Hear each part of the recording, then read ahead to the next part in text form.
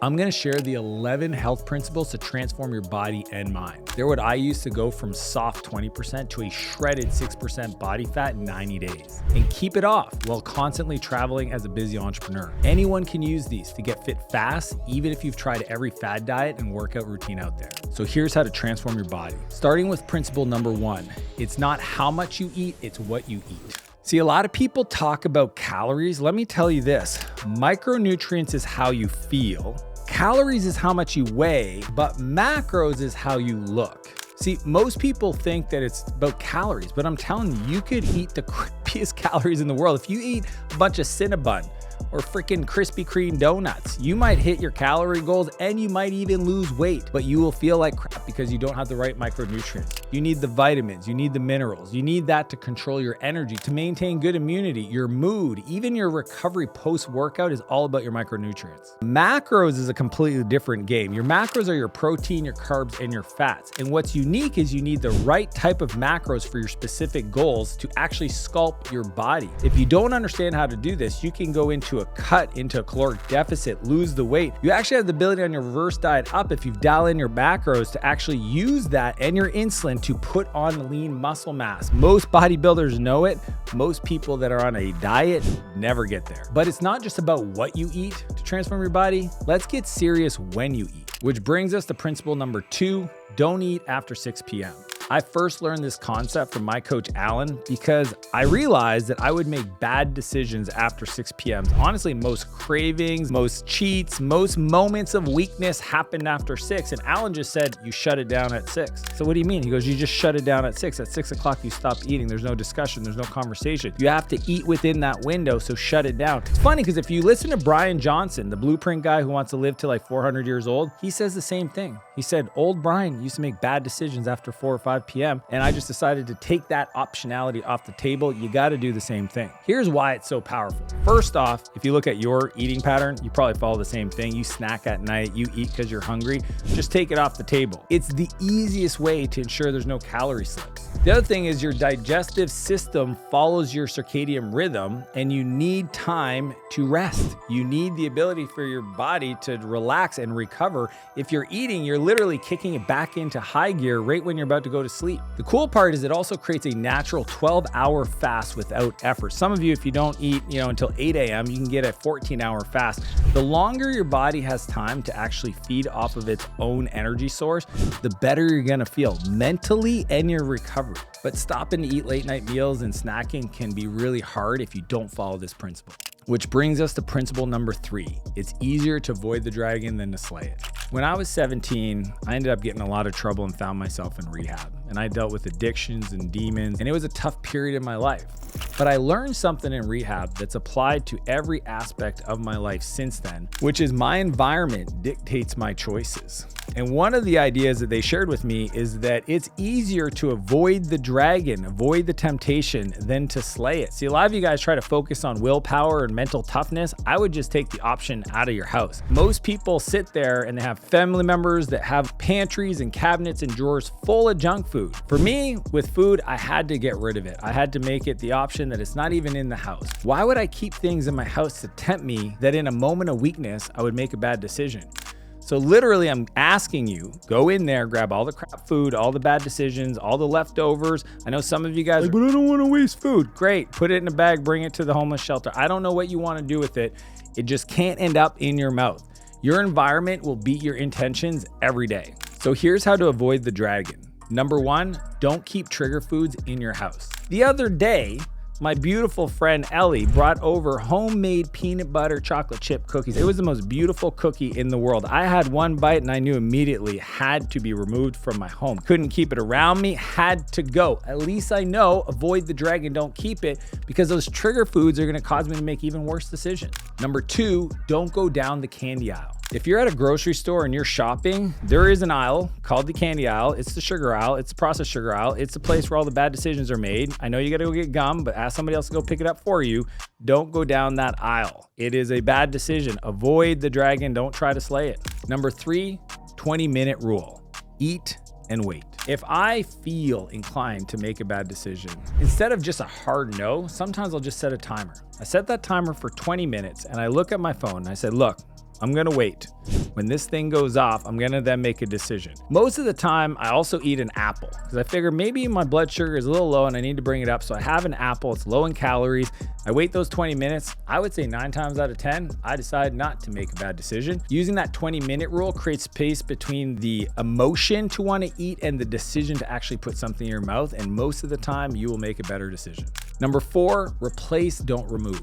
So if you have a sweet tooth, find something like protein chocolate peanut butter cups. I do that with the Quest bars. They have incredible options. Don't have a whole bunch because you might find the whole bunch gone. Just replace them with healthy alternatives. I saw this incredible recipe the other day for cottage cheese chips. That's awesome. So if you're kind of a chip person, make some cottage cheese chips and all of a sudden it's high protein snacking all night long. Just don't eat after 6. But it's not just about what you eat, which brings us to principle number 4, measure what matters. It's kind of funny because I always weighed myself. Wake up in the morning, jump on the scale, report into my coach. But the previous coach I worked with never asked me to weigh my food, to measure my food, to measure my macros, which seems obvious looking back because I was measuring other areas of my life, just not my food. I love this Peter Drucker quote that is, if you can't measure it, you can't manage it. So measure your food. There's a few things that I do that keeps me on track. Number 1, ensure that I get the right macros and calories. Like I said, caloric deficit is what I weigh, but macros is how I look. And I'm always trying to OD on protein. So you got to make sure you hit your macros, your proteins, your fats, and your carbs appropriate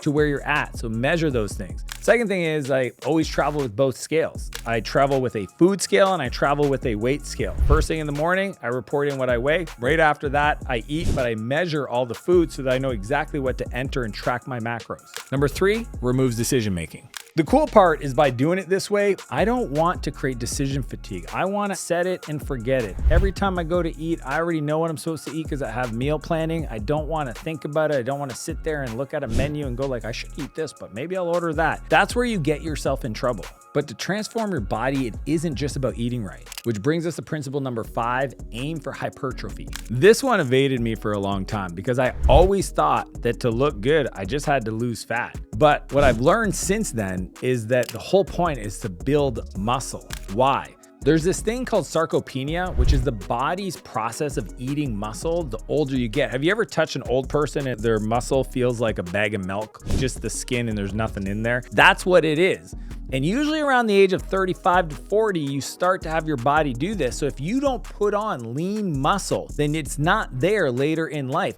And the crazy part is most old age injuries are directly correlated to a lack of muscle. They trip and they can't brace themselves on the small fall. And all of a sudden they go down and they twist their knee, hurt their ankle. Then it's a game of operation to operation. All of a sudden they haven't been moving for 6 months. And I've seen it over and over and over again. If you don't put lean muscle mass on when you can, the older you get, the quality of life goes down. The cool part is muscle also increases your metabolism, meaning, fun part, you can eat more without gaining fat. That's just a fact. Your muscles burn more calories than lack of muscle. So the more muscle you put on, the more space you have in your macros to be able to have some fun throughout your week. And I got to tell you, it's just a great place to get where you've got the stability, the strength to be able to feel good about yourself and also show up and put out some power. Like if you got to defend yourself, you don't want to be easy to kill. The whole point is to be hard to kill. H to K means you need lean muscle mass. But now,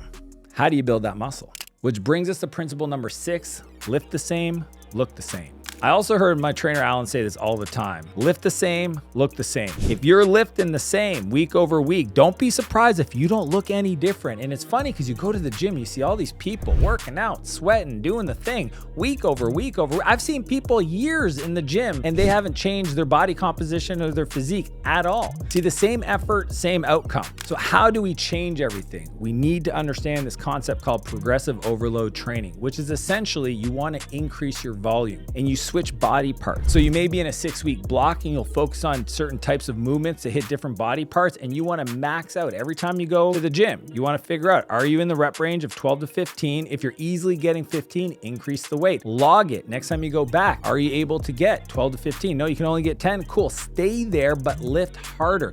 Last few reps, try to go 11, 12. Once you get back up to that 15, increase the weight. That is progressive overload. And the cool part is you safely increase weight week week over week, you don't just go in there and go like a cowboy and put a bunch of plates on the bench press and then try to push something and impress all your friends and pull a muscle, and then you can't work out for 3 months. That's literally the thing that takes people out from making progress, is injury. So the whole idea for me and how I train my clients is to avoid movements that could cause injury. If you do that, you stay in the game to get the gain. And your body adapts to stress. You need to increase it. If you don't increase the level and volume of stress you put on it, the weight, the strength, the effort, then you're not gonna increase your ability to lift more and change your body. But to gain muscle and strength, you need the right fuel. Which brings us to principle number 7, travel with your food.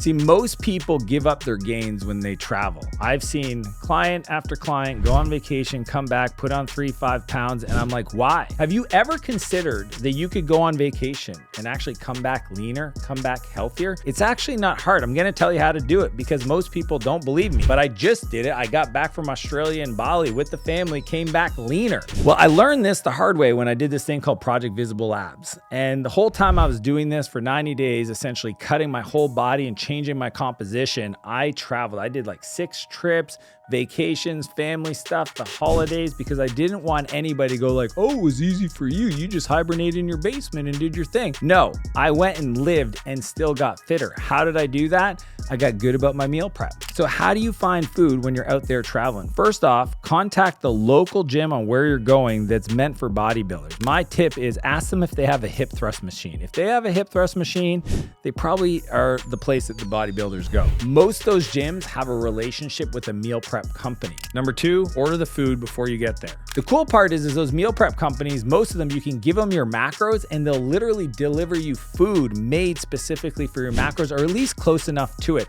I always like to do lunch and dinner. Number 3, get a hotel with a fridge. Then I call the hotel and I ask them for a fridge, I ask them for a microwave, and I make sure I have a plate and my cutlery. And essentially I do my breakfast in my hotel room and I do my lunch and my dinner. Even if I have to go out to eat, I'll eat before I go out and then just order a protein side to hit my macros, which I'll talk about more later. The key is to be prepared and order your meal prep on the go in the city you're traveling to, so you don't have to make those decisions at restaurants. And if you want my help with that, find me on Instagram and DM me YouTube Fitness and we'll see if you'd be a fit. But I only want to work with people that are serious. But there's one thing you consume that you need to watch out for, which brings us to principle number 8, don't drink your calories. When I was in my 20s and 30s, I was one of those late night entrepreneurs. I would stay up till 2 or 3 in the morning because that's when I felt I did my best work, and then I would sleep in. The energy drinks with a bunch of sugar or soft drinks or any other kind of vice that just had a bunch of sugars that I didn't need. I was drinking my calories. And you don't even realize it, but for some people, half their calories on a daily basis comes from liquids, from the things they drink, that if they just got rid of that, it would change the game for them. The truth is, most calories are invisible. It's not just what's on your plate, but what happens in between meals. Right off the bat, it's just not balanced nutrition. You don't want to be drinking calories and trying to track those macros. The other issue is liquid calories don't make you feel full. So you could drink a bunch of stuff, have a sugar high, and then just absolutely crash and then feel hungry right after. And the crazy part is there's hidden sugars and fake sugars. I mean, all over the place. It's just the way they report it. They know that they're doing low-cal options or diet options. That stuff will mess with your gut. Stick to water, black coffee, or tea only. But it's not just about removing bad drinks from your diet, which brings us to principle number 9, drown yourself in water. Most people are chronically dehydrated. I can't tell you the amount of people that come up to me and they're yawning, they're tired, and I'm like, have you drank enough water today? They're like, what does that have to do with anything? The truth is your body needs water, especially if you're working out, you're moving around, you're walking a lot, and you're not drinking a glass of water all the time. When I'm on meetings, I'll literally ask people, everybody show me your glass of water. They show me their glass of water, I go, good, let's chug it, boom.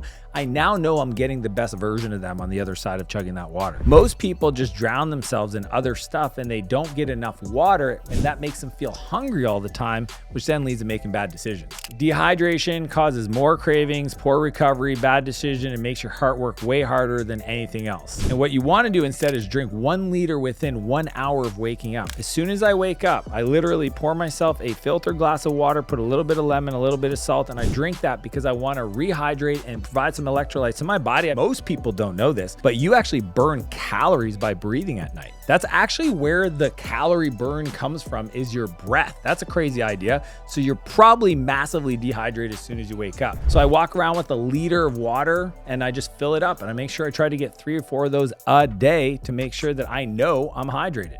And here's a fun little way to do it.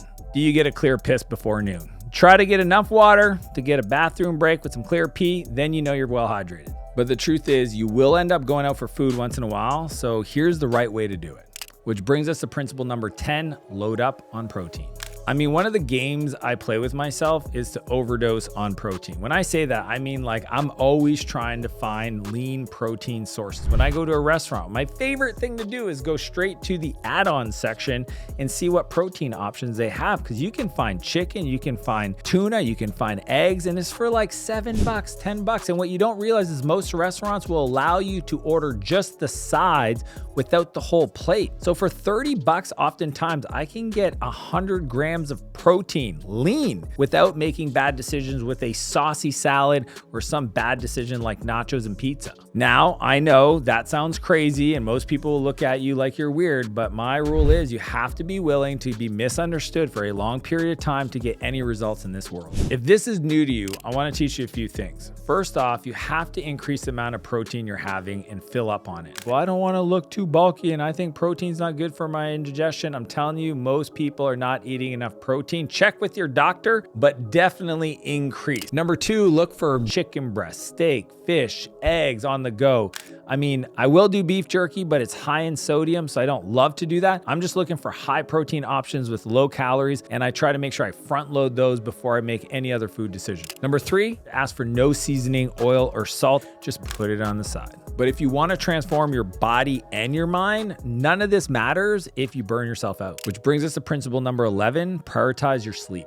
Sleep isn't rest, it's reconstruction. I need you to understand this mental model. It's not about getting enough rest, it's literally allowing yourself to recover. Now, I get it. Most people think I'm crazy because I get up at 4 a.m. most mornings, but most people don't realize I'm going to bed at 8:30, 9 o'clock. I'm getting 7 to 8 hours and I have incredible sleep. Now, what I do is I set an alarm for when I go to bed. See, most people, their problems in life would be sorted and solved if they just went to bed on time. Think about it. My dad used to say, nothing productive happens after 11 p.m. Why are you up so late? Go to bed. And the crazy part is your recovery happens during sleep. If you want to get the results of all that heavy lifting, of all that effort with your nutrition, and you don't sleep right, you don't get the results. The crazy part is people see me and they go, oh, he must be on TRT or some kind of growth hormones. The truth is, whole foods, hard work. I call it testosterone E and C for effort and consistency. But the truth is growth hormones peak during your deep sleep.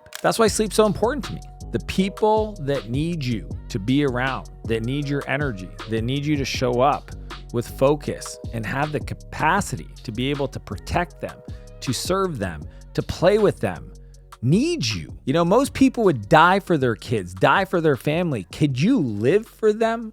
Could this be the moment you make your health a priority? That's my question to you. Now, if you want to see how I got visible abs in 90 days, click the video and I'll see you on the other side.